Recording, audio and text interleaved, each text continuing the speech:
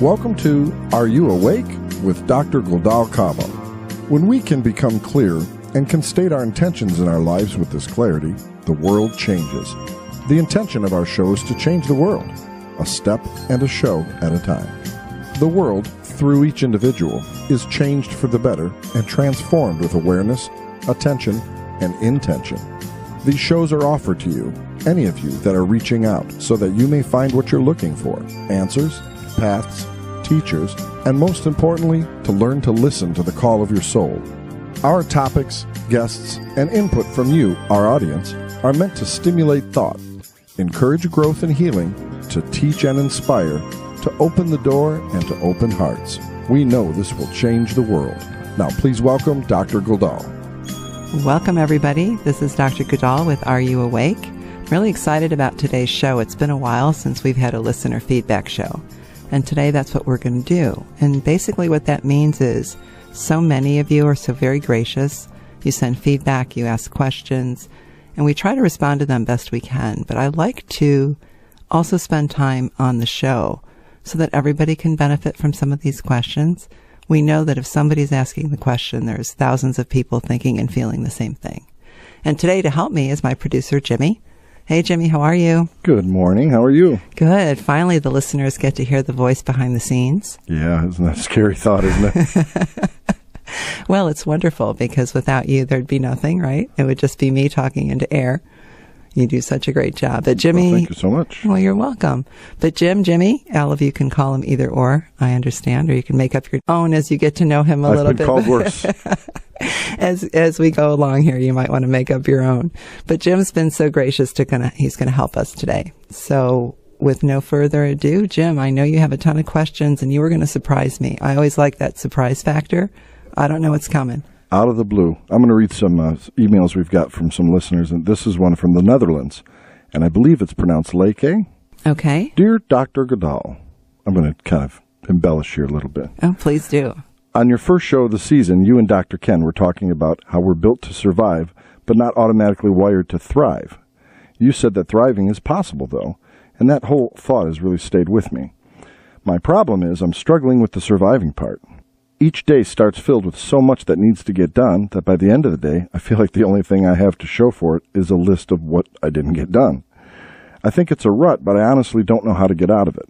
I've been thinking, though, if I'm going to get out of it, I definitely want thriving as my goal, not just better maintenance of the survival side of it. And I think that part just wears me down. It wears down my soul. I don't see an end to this maintenance mode, and it's just so defeating. Help! I'm definitely willing and hopefully ready. Wow. I think that's a disease of our culture. I thought it was just the United States, but where did you say she was from? Netherlands. Netherlands. I love that we have an international audience. Sure beats that AM, FM drive time. Now we can reach everybody. So Netherlands has the same disease we have. Mm-hmm. Have you ever lived that way, Jim? Have you ever felt that way? Yeah, but the way I guess my mindset is you have to survive, otherwise you're not going to thrive. So, I mean, there's a foundation there that you have to take care of. But that should be just that, a foundation, not a stagnation point. To thrive, you're not going to thrive unless you have the foundation there. Well, that's absolutely right. And I think when Ken and I were doing that show, I think Ken was poetic about that, talking about how we are so wired for survival that very first and foremost, our goal is to survive as a species. But from that, as human beings, we have this added gift that we have this incredible sense of joy that can come from thriving, and that thriving itself creates a whole different pulse. But you're right, mm-hmm. We can't do that without survival. The issue is we've created ourselves to live only in that survival mode. Right. Productivity, stress, money, the major needs of life, belongingness and family and community take up everything. And we don't even do enough to survive, really, sometimes. Like barely survive, I think, is the disease. I think kids have it right, because if we've talked a little bit off air before about children and how they're so much more open and receptive to different things and much more likely to thrive because survival isn't really even a focal point for them. No, we're taking care of it for them. Right. They're maintained so they can seek the thriving and the fun stuff and the things in life that really fulfill you.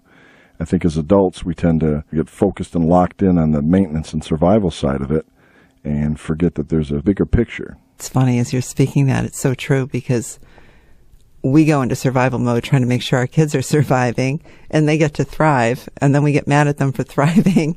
And or jealous. Or jealous. Yeah. And then we expect them to be the ones that are in survival mode. I mean, it's just kind of funny the way we've set this up as humans. We do tend to complicate things. But I think what she's asking is, how do we then make that shift from survival to thrive? And I kind of chuckle because it's always been my thing. You know, what is the difference between survival and thriving? I work really, really hard. I work a lot of hours, and sometimes that feels like I'm thriving, and sometimes it feels like I'm barely surviving.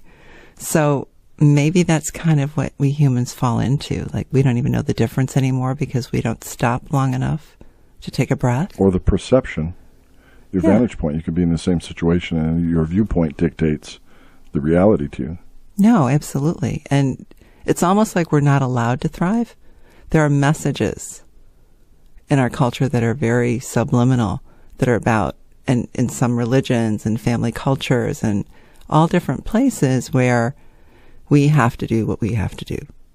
We have to be productive. I can't tell you how many people come into my office and say, "Oh my God, I was so tired. I slept and just watched movies and I felt so guilty all day." So they didn't really rest, because the guilt took over. Sure. And I'm like, how could you not, what is that? On the seventh day he rested? Right. We forget that. We don't allow that.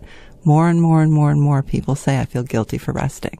And I think that's very sad, because for me, that's like the greatest joy ever, to take a rest. And that doesn't mean you're laying on the couch. It could mean taking a walk. It could be being on the phone with a friend. I think like in any situation, whether it's alcoholism or whatever, the acknowledgement and realizing that there has to be, that those two things exist in the first place. Great point. I just coined a new word.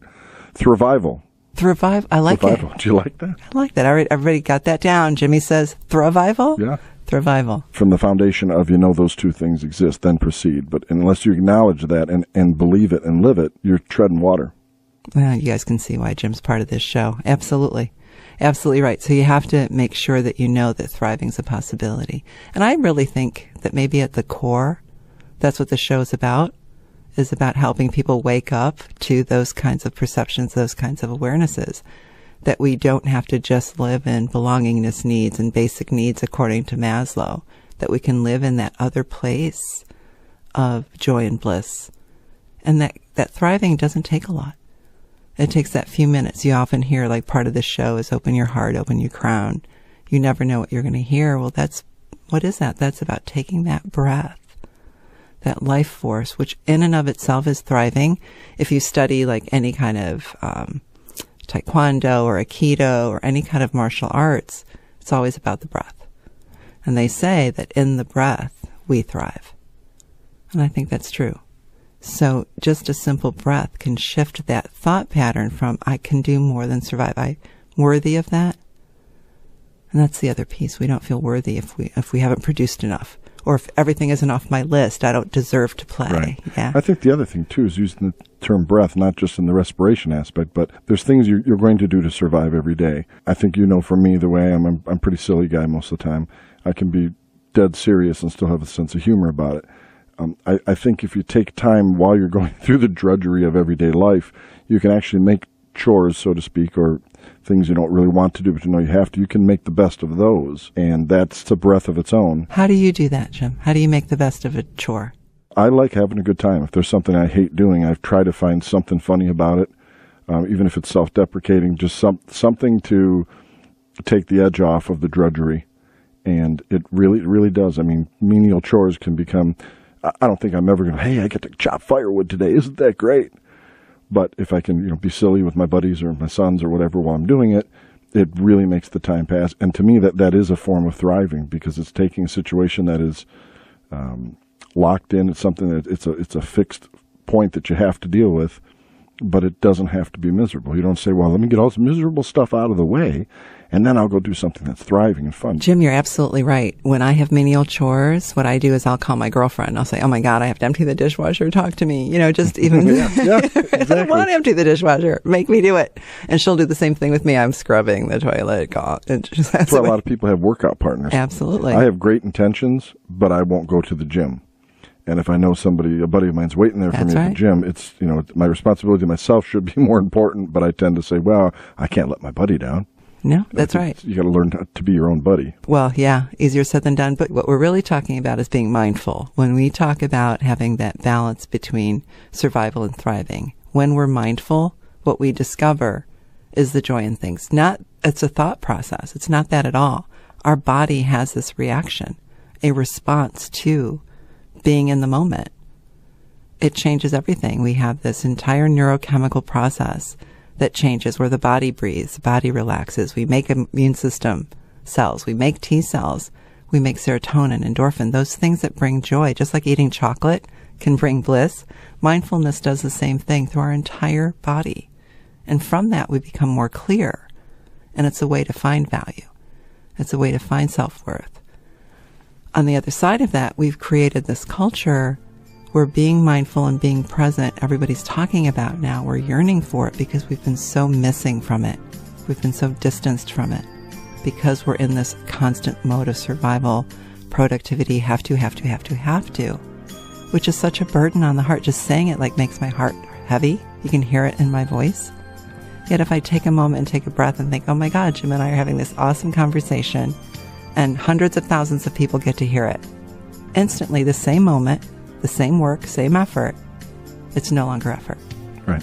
And that's the difference. And you actually had me at chocolate. So I think we should take a break so we can refocus here a little bit. I can grab my Reese's. All right. We'll be right back. Thank you for listening and stay tuned for the rest of the story.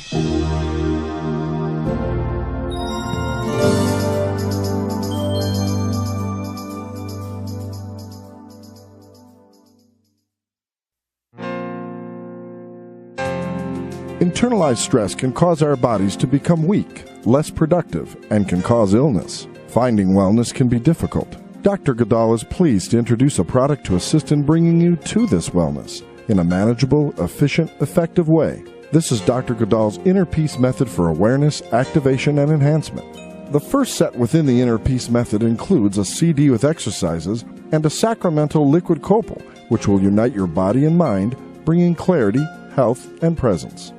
A multidimensional shift. Discard your emotional and physical burdens.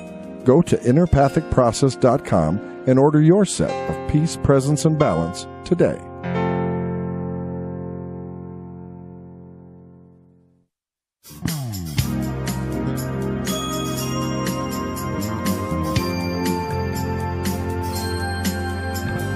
So welcome back. Today we're doing something different. Jim, my producer, and I came up with a new word. Well, actually, Jim did. I can't take any credit. What is it? Thrivival? Thrivival, yeah. Thrivival. We are talking about surviving and thriving. A question asked by our listener, Leica, from the Netherlands. Correct. She wanted to know if we're always in the survival mode, how do we get into thriving? And she referenced one of the shows that Dr. Ken Davis and I did the first part of this season, I think October or something. So you can check that out if you want to.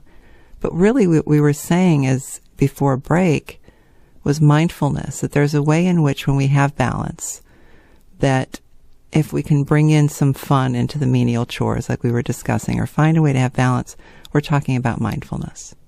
And in that mindfulness, what happens is the entire body changes. Our neurochemistry changes, our breath changes, our immune system shifts up and it gears upward, gives us vitality, our adrenal glands change. Our neurochemistry starts making the happy chemicals, serotonin, endorphin, norepinephrine, all those fun things. And from that, in that very moment of shifting from being in our head and talking, we get this moment of silence. Now, we would take a breath right now and do silence, but there are fighter jets that have been flying over the studio all day. So if our listeners hear that, forgive us, because they won't go away. So we think they want to be part of the show today. It's the best we can do. So if you hear them, just we always say keep we moving. Appreciate your input, and they just have a little input for us. Jim, the key is our bodies, our body-mind, is completely 100% integrated in everything we do. It responds to everything. The moment we are in pure survival as humans, and sometimes we have to be. Sometimes there's a hurricane coming, and the only thing that matters is getting the family out of the way, boarding up the house. That's survival. That has a different level of intensity where everything in our body goes into fight or flight and we're focused. But we are not designed to be there 24/7. We are designed to be there only during the moment where it's necessary. We, however, have created a culture where we're always in that moment. And that is the key to all the diseases that come from inflammation, these chronic disorders that we see every day in our life, really comes from most of us living in that fight or flight 24/7. So my passion for this show and my passion for my life's work is to help people in any way that I can have more understanding about that, be more awake about that, and to discover each and every person's own worth, our own worth. So we can say, hey, you know what? It's cool to laugh. I can remember being a little girl, my dad would get the Reader's Digest, and it would say laughter is the best medicine. Laughter is the best medicine. They didn't know what they were talking about. They just knew it was true. Right. Now we have the science behind it. Yep. So how to move from surviving to thriving, I feel, is about being awake. Learning to take that breath of drinking in the day. Well put. You've done this before, haven't you? Never. Is there anything else that did we answer her question? The way I interpret this email from her is she's looking for a definitive, step 1, step 2, shift from 3rd gear to 4th gear. And I don't know if it's that clear. I think you can be conscious of it and take the opportunities as they come to you to either, make light of something or just see the positive energy in something. But I don't see it as a shift. Okay, I've survived now. I can set that aside and just thrive. I think the two have to coexist, and I don't ever see either one of them really getting shut down. I think people tend to shut down the thriving for the survival, but even in that mode, there's got to be a little bit of stop to smell the roses, I guess. The way my friend says it, I want to drink in the colors. Yeah, right. Smell the roses, drink in the colors. We do tend to lose sight of, and if we use the name of the show about Are You Awake?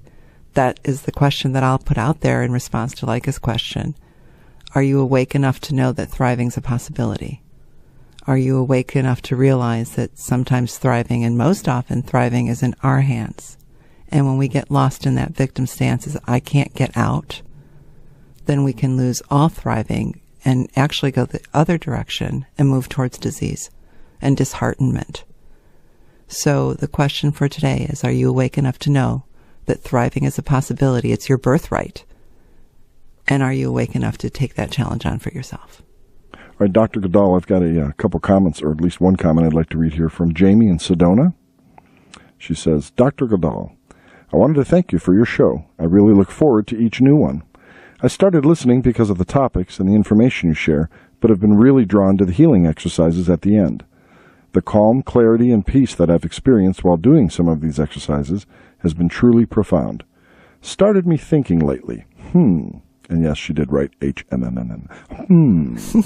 I wonder which comes first when you're planning these things, the show's exercise or the show itself. Either way, perfect job. Namaste. Jamie, thank you. God, isn't that a great one? Yeah. I love that. I love that people take the time. We finally live in a world where people are about responding, feedback. It's wonderful. I so appreciate it. And please, everybody, send your feedback. We love it.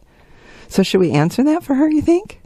Like, which comes first? Yeah, that's like asking a songwriter, do you write the lyrics first or the music first? Because it's both. It's both, but everybody's different. There are people that write the music with no clue of the lyrics, and they come to them, and often it's poetry's written and it's put to a melody. Yes. And observing your work, I think the two kind of mesh. There's coexistence. They do. They totally mesh, because sometimes I'll be in meditation and I'll get the thought for an exercise. I'll think, I need to do that on the radio, or do I need to turn that into an inner piece, longer version for a CD? And as soon as that happens, inevitably, a radio topic will show up. Like it'll give birth from the exercise, or the other way around. Right. We'll be doing a show, and then the exercise just shows up in process. Like I won't even have anything planned. But that's really wonderful to hear that she's responding to that. I know that when we're in studio, Jim, and I'm doing an exercise, and you sometimes get to allow yourself to be a part of it. Mm-hmm. What's that like? Because I'm in a trance. Mostly I'll go into meditation. I'll go into a very mindful state. I guess people don't really realize that. So I don't often know what I've done. Yeah, I think mine's a little awkward because there's a certain amount of guilt that comes into it. I find myself not drifting away, but getting into the moment, and then the realization of, hey, you're working here. Don't get too carried away. Well, that's kind of like today's topic, isn't it? Yeah, exactly. It's today's topic. Yeah. You feel guilty for having a moment of pleasure because you're supposed to be working. Right. But work can be fun, case in point. That's right. That's funny. I didn't even think you were going to go there with that one. And I guess there's another thing I want to share with people. Sometimes people have said to me, oh, my mind wanders. And although many people talk about how in meditation or being mindful, the mind will chatter, our minds are designed to do that. It's a funny thing. We have 5% of our mind that's in the frontal lobe. That's all rational thought. 95%. This is a new scientific study, by the way, that came up with these numbers. I'm not just whipping them out there, which sometimes I'll do, but not today. But 95% of our mind is all subconscious thought. So when people say, I tell myself not to do that, but I do it anyway, well, only 5% of your brain's saying, do that, or no, don't do that. Right. So that chatter is our history. Our perceptions, our history, our thoughts just coming at us constantly. So when I talk about being awake, or when the Buddhists and the Hindus and all of these Eastern philosophies talk about mindfulness, really what we're talking about is as we become more and more awake, there's less clutter. The subconscious mind is cleaner. It's like cleaning out the attic. And when it's cleaner, all that's left, or there's more access to, is that inner wisdom and that peacefulness and that quiet. And that's a lifetime. I've met monks that have been monks for 30, 40 years, and the question always is, meditation questions. And the answer is always the same. It's a practice. That's why we call it a practice, because we can't always get our minds out of the way. It's wired that way. It's wired to get in the way. And we are destined to spend our time in life trying to wake up enough to get it out of the way. So it's an interesting paradox.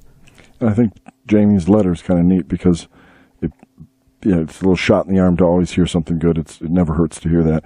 But I'd like people to take the parting thought of turning that around and the therapeutic value of patting somebody else on the back, how it can be for them. To be the one thanking somebody is, in itself, it's rejuvenating to you. At least it is to me. When I'll thank somebody for something minor that they do at the Target store or whatever. Yeah. And they're like, well, it's part of my job. And they're kind of caught off guard a little bit that somebody would thank them for stocking something. But I don't think you can thank people too much. I so agree. And I think it's a real positive thing for the giver. So please, what Jim's saying is thank us more and more. Yeah. We need the affirmation. Please thank us. Please thank us. And as we thank you for listening, I do have to say that I'm grateful every day that my life's work is making a difference in someone else's life, and nothing can be greater than that. Jim, thank you. I love these feedback shows. I so appreciate you hanging out and playing with me. Thank you. It's great to have fun working. I would like to, in ending the show today, to take a moment to thank, everybody and to people for listening, and to be so grateful that my life's work, my life's passion, and everything that's come through me has made a difference in other people's lives. And with that, just a reminder to take a deep breath, open your crown, open your heart, clear the clutter, and let wisdom shine through and tell you what you need to do. Namaste.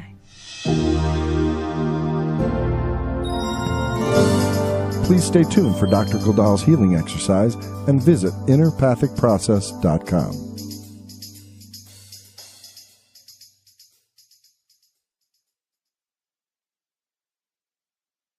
So welcome back to today's awareness, activation, and enhancement exercise. Today's show was very much about how to thrive and move out of a pure survival mode. We're going to make this very brief because it can be quick sometimes. All I want you to do is get relaxed. Whatever it takes, just don't drive. Sit, breathe, lay down. Empty your hands. And in your heart space, say the words, I am worthy of joy. I am worthy of thriving. And see how that feels in your body when you say it. Some of you will be uncomfortable. And some of you will say, oh yeah. Regardless, let it hang out there for a minute. And if you're uncomfortable, do it again. Until a little part of you can believe it. And if you are very uncomfortable and only a little part of you can believe it, then your homework assignment is to just do this 3 times a day, every day. 30 seconds. Get comfortable. Put the words in your heart. I am worthy of thriving. I am worthy of joy. And report to yourself what you discover. This very simple thing will change the cells in your heart. Will make it more real. And you'll be surprised at the subtle things that will change. And for those of you that are like going, oh yeah, you have the same homework assignment. Because you're going to believe it deeper. Your brain's not going to say, oh yeah, your heart's going to go, yeah. Very simple. Put the words in your heart, not in your head. That's how you do it. Deep in your heart, I am worthy of joy. I am worthy of thriving. And you will end each day with, I am thriving. Not I will, I am.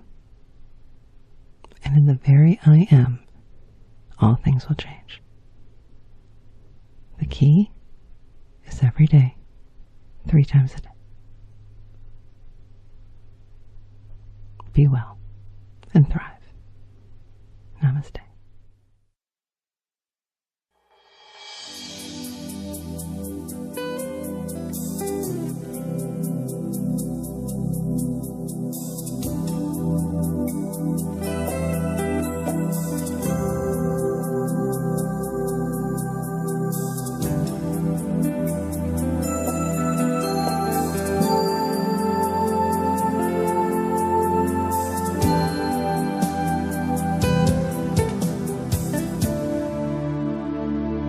Thank you for participating in today's show. Email us at info@areyouawakeshow.com with questions, ideas, or comments.